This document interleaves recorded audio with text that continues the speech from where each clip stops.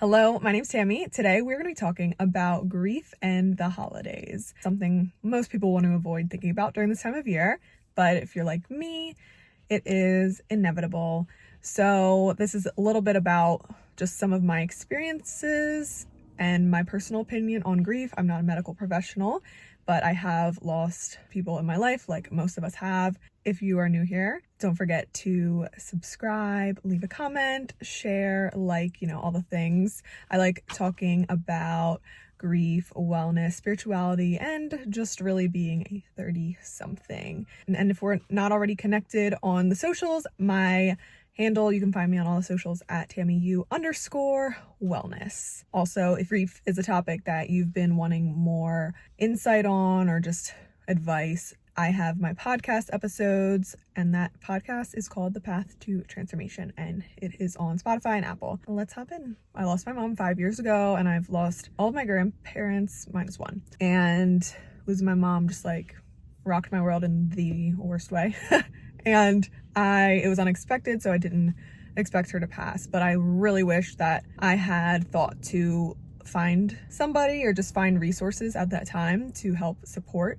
So I love sharing about grief too, because it's connected me to so many amazing people that I never would have known or connected with over things. So just meeting somebody and they're like, oh yeah, I lost my dad too, or I lost my mom, and they're my age. And years ago I would have been like, holy crap, I'm the only one. Basically, I felt like I was the only one. I didn't know anybody else that lost them. Obviously kind of disappointing or sad because you guys have, we've experienced the same thing, but it's also helpful to feel not so alone. So that is my goal with my content. What to know about grief. First things first, I say it all the time, but grief comes in waves. I don't believe in the stages. I didn't experience all the stages, or them, even if I did, they were not in that order, okay?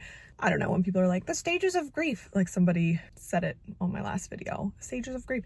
Yeah, I don't apply to the stages. I don't think they're a thing. You might be feeling great 1 minute or 1 day, a whole week, and then the next week, maybe a wreck. We can't really say. So it is unpredictable. And I also think it's important to remember that it doesn't matter how much time has passed, it can still feel fresh. It can still feel like just yesterday you lost your person. Like, I was literally driving Mulholland Drive and I saw what I presume a mom and a daughter on a girls trip, and the mom and daughter got out of the car to look at the view, and I immediately started crying on Friday because I was like, oh my God, I wish that could be me and my mom. So even though it's been 5 years, it still can feel like yesterday. So releasing the timeline too is really important. When it comes to the holiday season, it is so easy to see all these happy people on social media posting and all the movies and all these holiday gatherings and everything. And it's easy to feel envious too of like, wow, I wish my parent was here, my mom was here, I wish it was like this, da da da. But when it comes to the holiday, remembering that you cannot predict how you are going to feel. So like I said just a bit ago, it can be 5 years and you might not feel anything. It could be 1 year and you might feel something. It could be 10 years and you are feeling something. So just because amount of time has passed, it's not a telltale sign of how you may or may not feel on the holiday. Releasing our expectations of ourselves.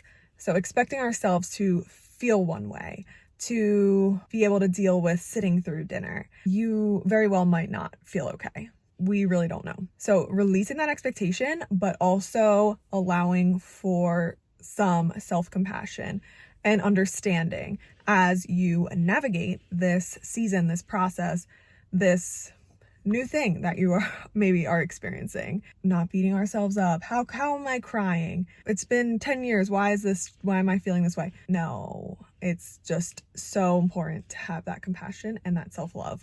And I think one thing that's special too is keeping your loved ones' traditions alive during this time of year, even if it is maybe hard, right? So my mom always liked watching It's a Wonderful Life, and for some reason she always had rye bread, bread on Christmas.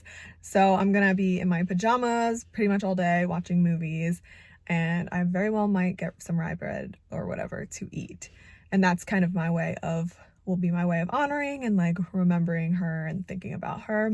But it also doesn't hurt to create new traditions. So this is honestly my first year that I won't be going home to visit family and stuff. I want to stay home on Christmas, and I want to wear the pajamas, and I think I'll even like have hot cocoa and whatnot. I'm trying to create new traditions. I think especially if they honor your loved one in some way, it's really helpful. If you do have to spend the holiday with family, other people, I think it's helpful to kind of let them know where your head's at, because some people might assume you're gonna be fine. When other people haven't lost who you lost, they just forget, and if somebody hasn't gone through grieving, they just think like, oh, like somebody died and in a week, you'll be fine or whatever. But that's not how it is. It's like a piece of your heart is missing. Your heart breaks and it just doesn't heal. So it's just there now. It's going to be with you forever. And people don't understand that who haven't like gone through it. I found giving a heads up, kind of like, hey, even if it's like your partner or your cousins or your aunts or whatever, just maybe reminding them like, hey, like I just want to let you know, like I've been feeling pretty sad, so I might not want to participate, or I might not want to play the holiday games. It doesn't hurt to communicate and be open with others. Another thing though, which is like pretty healthy, is to kind of let them know how maybe they can best support you as well, or what you would like for them to do. If it is like, hey, Aunt Jane, whatever, I might be feeling pretty sad during dinner. This was my mom's favorite thing. I might excuse myself, but it would be really great if nobody makes a big deal about it and says anything. Like, that's what I would need from you. I'll be okay. I don't need anybody to like come find me. It's just helpful to be clear with others and let them know. And hopefully you have a family that's respectful and healthy, but most of us do not have a healed family. But good thing us millennials and Gen Zs are doing a lot of the work, and some boomers and Gen X, but we're doing our things, I see you. One of the most important things is welcoming all the emotions. So knowing that we might be laughing one minute, we might be crying, we might be angry one minute, but for me, like learning how to embrace and welcome all those emotions and not feel ashamed for them has been extremely helpful. Like, I used to be ashamed about crying, just in like general, I don't know. I've learned to welcome these emotions and stuff. So like, for example, when I was on Mulholland, I was gonna cry and I was like, and I just let myself feel the feelings. So I think that's honestly one of the best things that I could have done, that I can do, is welcoming these emotions. So as you go through this holiday season, I hope that it is smooth, filled with love and good times, peace, quiet, relaxation. You're not alone with your grieving. Definitely share in the comments maybe some of the ways that you honor your loved ones during this time, or some of your favorite traditions that you shared with them. I would love to hear. And like I mentioned, for me, this is my first holiday away from family. So it'll be in California, but this is my new home. I'm excited to just be with good people and relax, like I said. And I look forward to maybe making some cookies and like watching my mom's favorite movie. Thank you so much for tuning in, and happy holidays.